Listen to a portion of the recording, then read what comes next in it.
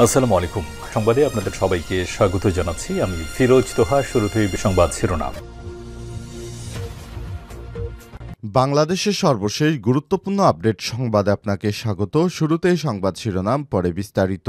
শুরুতেই জানাবো, নেতৃত্ব সংকটে আওয়ামী লীগ ভেঙে যেতে পারে দল। আওয়ামী লীগ রাজনৈতিক দল হিসেবে ভাবমূর্তি ও নেতৃত্ব সংকটের মুখোমুখি অবস্থায় শেখ হাসিনা ছাড়া দল পুনর্গঠন চ্যালেঞ্জিং। এমনকি আওয়ামী লীগ ভেঙে অন্য দল গঠন হতে পারে। আজ কাতার ভিত্তিক সংবাদ মাধ্যম আল জাজিরার এক প্রতিবেদনে সব তথ্য জানানো হয়েছে। এরপর জানাবো, কন্ডেম সেলে বিএনপি নেতা সালাউদ্দিন কাদের চৌধুরী ইন্ডিয়া ফাঁসির খেলাটা খেলছে হাসিনাকে দিয়ে। 2015 সালে কন্ডেম সেলে থাকা বিএনপি নেতা এবং জামাত নেতা দুইজনকে রাতেই ফাঁসি কার্যকর করে শেখ হাসিনা। ফাঁসি দেওয়ার আগে তাকে বলা হয়েছিল রাষ্ট্রপতির কাছে ক্ষমা চাওয়ার জন্য, কিন্তু বিএনপি নেতা সালাউদ্দিন এবং জামাত নেতা আলী আহসান মুজাহিদ তারা রাষ্ট্রপতির কাছে ক্ষমা চাননি। তারা বলেছেন, ইন্ডিয়া আমাদের ফাঁসির খেলাটা খেলাচ্ছে হাসিনাকে দিয়ে, আমরা কখনোই ইন্ডিয়ার কাছে ক্ষমা চাইব না। এদিকে ব্যাংকের 918 কোটি টাকা আত্মসাৎ, এস আলমের ছেলেসহ 52 জনের বিরুদ্ধে মামলা। ক্ষমতার অপব্যবহার করে জালিয়াতি ও প্রতারণার মাধ্যমে ইসলামী ব্যাংক থেকে ঋণ নিয়ে মুনাফাসহ 918 কোটি টাকা আত্মসাতের অভিযোগে ব্যাংকটির সাবেক চেয়ারম্যান আহসান আলমসহ 52 জনের বিরুদ্ধে মামলা করেছে দুর্নীতি দমন কমিশন দুদক। এবারে জানাবো, নির্বাচনে জয়ী হলে নির্যাতিতদের নিয়ে সরকার গঠন করবে বিএনপি, বললেন তারেক রহমান। নির্বাচনে জয়ী হলে নির্যাতিতদের নিয়ে সরকার গঠন করবে বিএনপি বলে মন্তব্য করেছেন বিএনপির ভারপ্রাপ্ত চেয়ারম্যান তারেক রহমান। বিগত 17 বছর ধরে যারা নির্যাতিত হয়েছেন তাদের সাথে নিয়ে সরকার গঠন করা হবে। সব ধর্মের মানুষের সমান অধিকার নিশ্চিত করা হবে, কারণ আমরা সবাই বাংলাদেশি। এদিকে তরুণরাই একটি জাতির অগ্রগতির চালিকা শক্তি, বললেন ধর্ম উপদেষ্টা। অন্তর্বর্তীকালীন সরকারের ধর্ম উপদেষ্টা ডক্টর আফম খালিদ হোসেন বলেছেন, তারুণ্যই একটি জাতির অগ্রগতির চালিকা শক্তি। তরুণেরা তাদের স্বপ্ন, উদ্যম ও সৃজনশীলতার মাধ্যমে সমাজকে বদলে দিতে পারে। আজ রাজধানীর বাড্ডায় ইউনাইটেড ইন্টারন্যাশনাল বিশ্ববিদ্যালয়ে আয়োজিত ইসলামিক সেমিনারে প্রধান অতিথির বক্তৃতায় তিনি এসব কথা বলেন। এবং সর্বশেষ জানাবো, যুক্তরাষ্ট্রের ন্যাশনাল প্রেয়ার ব্রেকফাস্টে যোগ দেবেন তারেকের মেয়ে জাইমা। মার্কিন যুক্তরাষ্ট্রের ন্যাশনাল প্রেয়ার ব্রেকফাস্ট অনুষ্ঠানে যোগ দেবেন বাংলাদেশের জাতীয়তাবাদী দল বিএনপির ভারপ্রাপ্ত চেয়ারম্যান তারেক রহমানের মেয়ে ব্যারিস্টার জাইমা রহমান। আজ দুপুরে বিএনপির নির্ভরযোগ্য সূত্র থেকে সব তথ্য জানানো হয়েছে। সূত্র থেকে জানা যায়, আগামী 5 ও 6 ফেব্রুয়ারি মার্কিন যুক্তরাষ্ট্রের ওয়াশিংটন ডিসিতে অনুষ্ঠিত ন্যাশনাল প্রেয়ার ব্রেকফাস্টে দলের ভারপ্রাপ্ত চেয়ারম্যান তারেক রহমান অংশগ্রহণ করবেন না। তবে এই অনুষ্ঠানে তারেক রহমানের পরিবর্তে তার মেয়ে জাইমা রহমান যোগ দেবেন। প্রিয় দর্শক, এতক্ষণ শুনছিলেন সংবাদ শিরোনাম, এবারে বিস্তারিত। তবে তার আগে বন্ধুরা, অনুরোধ থাকবে সংবাদটিতে একটি লাইক দিন। এই চ্যানেলে আপনি নতুন হয়ে থাকলে আমাদের সংবাদটি দেখতে দেখতে চ্যানেলটি সাবস্ক্রাইব করে রাখুন। কমেন্ট করে বন্ধুরা আপনার মূল্যবান মতামত জানিয়ে দিন আপনি বিশ্বের কোন দেশ থেকে বা বাংলাদেশের কোন স্থান থেকে আমাদের সংবাদটি দেখছেন এবং শুনছেন। এবারে বিস্তারিত। নেতৃত্ব সংকটে আওয়ামী লীগ ভেঙে যেতে পারে দল।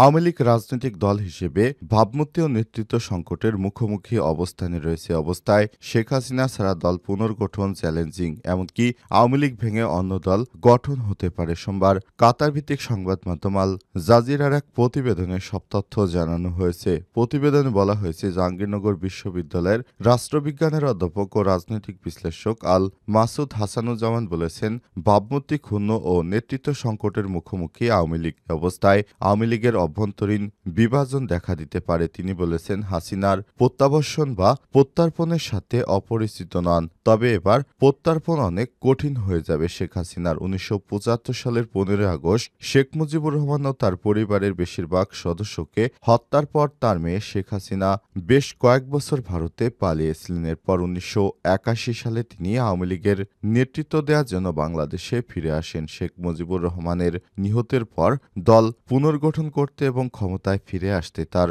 সময় লেগেছিল ২১ বছর। হাসানুজ্জামান বলেছেন, তবে এবার পরিস্থিতি ভিন্ন। সেনা সমর্থিত রক্তাক্ত ছাত্র অভ্যুত্থানের মুখে দেশ ছাড়তে বাধ্য হন শেখ হাসিনা। এতে তার ভাবমূর্তি মারাত্মকভাবে ক্ষুণ্ণ হয়েছে। এ সময় তিনি বলেছেন, দেশের অন্য দুটি প্রধান রাজনৈতিক শক্তি বিএনপি ও জামাত উভয় আছে বলছে যে তারা চায় গত জুলাই আগস্টে ছাত্র জনতার হত্যার সাথে জড়িত আওয়ামী লীগের নেতাকর্মীদের বিচারের মুখোমুখি করা হোক। তারা এই যুক্তিও দিয়েছে যে আওয়ামী লীগের ভাগ্য এদেশের জনগণই নির্ধারণ করবে। তবে হাসিনার অপসারণের প্রচারণার নেতৃত্বদানকারী ছাত্র আন্দোলনকারী আওয়ামী লীগের বিষয়ে আপোষহীন অবস্থান নিয়েছে। ২৫শে জানুয়ারি এক পথসভায় অন্তর্বর্তীকালীন সরকারের উপদেষ্টা ও ছাত্র আন্দোলনের একজন গুরুত্বপূর্ণ নেতা মাহফুজ আলমের কথার বিষয়টি আরও পরিষ্কার হয়ে যায়। উপদেষ্টা মাহফুজ বলেছেন, আওয়ামী লীগকে পরবর্তী নির্বাচনে অংশগ্রহণ করতে দেয়া হবে না। ২০২৬ সালের দিকে এই নির্বাচন অনুষ্ঠিত হবে বলে জানিয়েছেন প্রধান উপদেষ্টা ড মোহাম্মদ ইউনূস। উপদেষ্টা মাহফুজ বলেছেন, আমাদের লক্ষ্য হল সংস্কার বাস্তবায়নের পাশাপাশি খুন, গুম ও ধর্ষণের সাথে জড়িত ব্যক্তিদের বিচার করা। একই সঙ্গে বাংলাদেশপন্থী সকল রাজনৈতিক দলের অংশগ্রহণের সুষ্ঠু নির্বাচন নিশ্চিত করা। এ বিষয়ে হাসানুজ্জামান বলেছেন, আওয়ামী লীগের দৃষ্টিকোণ থেকে এই নির্বাচন অত্যন্ত গুরুত্বপূর্ণ। যদি আওয়ামী লীগ নির্বাচনে অংশগ্রহণ করতে পারে তাহলে দলটি রাজনীতিতে ফিরে আসার একটা ভিত্তি তৈরি করবে। কনডেম সেলে বিএনপি নেতা সালাউদ্দিন কাদের চৌধুরী ইন্ডিয়া ফাঁসির খেলাটা খেলছে হাসিনাকে দিয়ে। পুরান ঢাকার কেন্দ্রীয় কারাগারে বিএনপির স্থায়ী কমিটির সদস্য, ৭ বারের সংসদ সদস্য ও সাবেক প্রধানমন্ত্রী বেগম খালেদা জিয়ার সংসদ বিষয়ক উপদেষ্টা সালাউদ্দিন কাদের চৌধুরী ২০১৫ সালের ২২শে নভেম্বর মধ্যরাতে ঢাকা কেন্দ্রীয় কারাগারে ফাঁসিতে মৃত্যুদণ্ড কার্যকর করা হয়েছিল। এর আগে তিনি কালেমা পড়তে পড়তে ওই ফাঁসির মঞ্চের দিকে এগিয়ে গিয়েছিলেন। পরে কারা কর্তৃপক্ষ তার লাশ চট্টগ্রামে পাঠানোর ব্যবস্থা করেছিল। ওই রাতে জল্লাদ তাকে ফাঁসিতে ঝুলে মৃত্যুদণ্ড কার্যকরের আগে কারা কর্তৃপক্ষ বিধি অনুযায়ী তাকে তার পরিবারের সদস্যদের সাথে একান্ত কথা বলার সুযোগ দেয়। এর আগে সালাউদ্দিন কাদের চৌধুরী রাষ্ট্রপতির কাছে প্রাণভিক্ষা চাওয়ার আবেদন করতে বলা হয়েছিল, কিন্তু তিনি কারা কর্তৃপক্ষের সেই আবেদনে সাড়া না দিয়ে বলেছিলেন, আমি তো কোনো অপরাধ করিনি, আমি কার কাছে মাপ চাইব? ওই দাদাদের কাছে মাপ চাইব? তাদের কাছে মাপ চাওয়ার তো কোনো প্রশ্নই আসে না। যদিও কারা কর্তৃপক্ষের তরফ থেকে একজন কর্মকর্তা দাবি করেছিলেন, সালাউদ্দিন কাদের চৌধুরী ফাঁসির মঞ্চে যাওয়ার আগে নিজ হাতে লেখা রাষ্ট্রপতির কাছে প্রাণ ভিক্ষার জন্য আবেদন করেছিলেন। এমন নথি কর্তৃপক্ষের কাছে রয়েছে বলে দাবি করা হচ্ছে। তবে এমন কথার বিপরীতে সালাউদ্দিন কাদের চৌধুরীর ভাই গিয়াসউদ্দিন কাদের চৌধুরী বলেছেন, যদি এমন প্রাণ ভিক্ষার কোনো ধরনের আবেদনের নথি কারা কর্তৃপক্ষের কাছে থেকে থাকে তাহলে সেটা তারা দেখাক, যেভাবে ফাঁসি কার্যকর করা হয়। ২০১৫ সালের ২২শে নভেম্বর সন্ধ্যার পরপরই ঢাকা কেন্দ্রীয় কারাগারে প্রধান গেট দিয়ে ঢাকার সিভিল সার্জন সহ প্রশাসনের যেসব কর্মকর্তারা উপস্থিতিতে ফাঁসি কার্যকর করার কথা তাদের সবাই এক এক করে কারাগারের ভেতরে প্রবেশ করতে থাকেন। ভেতরে যার পর তাদের সবাই মোবাইল বন্ধ হয়ে যায়। রাত যত বাড়তে থাকে কারাগারের ভেতরে শুনশান নীরবতাও বাড়তে থাকে। বন্দীদের সবাইকে লকআপে আটকে ফেলা হয়। এরপর কারা কর্তৃপক্ষের ডাকে সাড়া দিয়ে সালাউদ্দিন কাদের চৌধুরীর সাথে তার স্ত্রী, সন্তান ও পরিবারের অন্য সদস্যরা কারাগারে প্রবেশ করে সোজা কনডেম সেলের ৮ নম্বর কক্ষে চলে যান, যেটির দৈর্ঘ্য এবং প্রস্থ ৩ এবং ৬ হাত। নেই জানালা, নেই দরজা। সেখানে একটি দরজা আছে শুধু ভিতরে ঢোকা। তাদের মধ্যে একান্তে শেষ বিদায় সাক্ষাৎ অনুষ্ঠিত হয়। অশ্রুসিক্ত স্বজনেরা বের হওয়ার পর শুরু হয় তাকে তওবা পড়ানো সহ ফাঁসির প্রস্তুতি। ৮ই নভেম্বর সেল থেকে ফাঁসির মঞ্চের দূরত্ব মাত্র কয়েক হাত।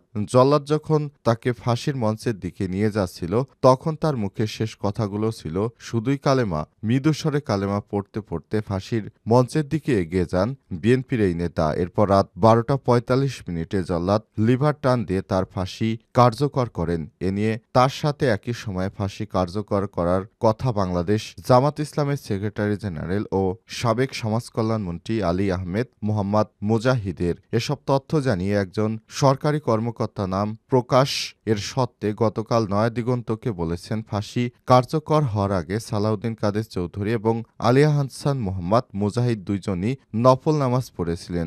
দোয়া পড়তে পড়তে তারা দুজন পাশাপাশি থাকা ফাঁসির মঞ্চে গেছেন। তিনি বলেন, ফাঁসি কার্যকর হওয়ার পর গোসল করানো হয়, এরপর লাশ কফিনে ভরা হয়। মসজিদের ইমাম সাহেব জানাজা নামাজ পড়ানোর পর সালাউদ্দিন কাদের চৌধুরী সহ দুইজনের লাশ পুলিশের কাছে হস্তান্তর করা হয়। পরে পুলিশ ওনাদের দেয়া ঠিকানায় লাশ পৌঁছে দেন। ব্যাংকের ৯১৮ কোটি টাকা আত্মসাৎ, এস আলমের ছেলেসহ ৫২ জনের বিরুদ্ধে মামলা। ক্ষমতার অপব্যবহার করে জালিয়াতি ও প্রতারণার মাধ্যমে ইসলামী ব্যাংক বাংলাদেশ থেকে ঋণ নিয়ে মুনাফাসহ ৯১৮ কোটি টাকা আত্মসাতের অভিযোগে ব্যাংকটির সাবেক চেয়ারম্যান আহসানুল আলমসহ ৫২ জনের বিরুদ্ধে মামলা করেছে দুর্নীতি দমন কমিশন দুদক। আহসানুল বিতর্কিত ব্যবসায়ী এস আলম গ্রুপের মালিক সাইফুল আলমের ছেলে। মঙ্গলবার দুদক থেকে মামলাটি করা হয়েছে। কমিশনের মহাপরিচালক প্রতিরোধ মোহাম্মদ আক্তার হোসেন মামলাটি দায়ের করেন। নির্বাচনে জয়ী হলে নির্যাতিতদের নিয়ে সরকার গঠন করবে বিএনপি, বললেন তারেক রহমান।